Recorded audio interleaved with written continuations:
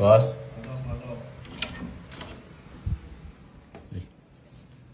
Ano boss?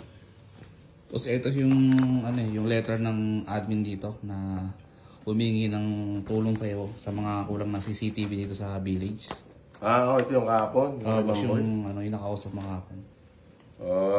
May letter sila. Ito nga. Ed! Biray! Kumakit ka dito.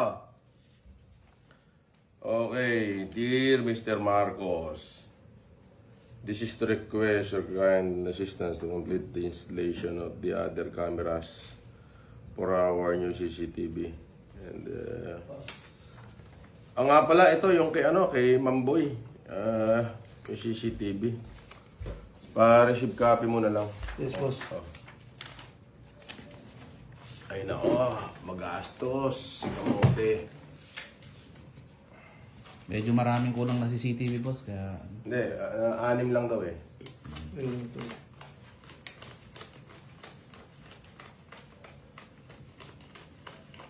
$20. 1, 2, 3, 4, 5, 6, 7, 8, 9, 10. Oh, yan. 30. Pasama ka nila sa security para makita makita mo yung bahay ng admin. Pa-receive copy mo na lang. Yes, boss. Sabihin mo, sana ka mo, unang hingi ka rin lang kay boss, isinagad mo na. Minsan lang ka mo makausap yun. Okay, boss. Alright, so tingnan mo rin kung mai-install lahat ng CCTV niyo. Yes, boss. Okay, sige, thank you very much. At nga pala, abangan nyo yung live ko mamaya alauna. Ngayon na, maya konti. Mga alas 2 na siguro ako magsisimula. Ipamimigay natin yung dapat na ipamimigay ko nung nakaraan. Dapat nakaabang kayo. At alam nyo na, lahat ng mabibigyan, yung mag-share lang at magla-like ng video na to. Doon ako titingin sa mga mag-share. So abangan nyo na, marami-rami ay pamimigay ko, ha?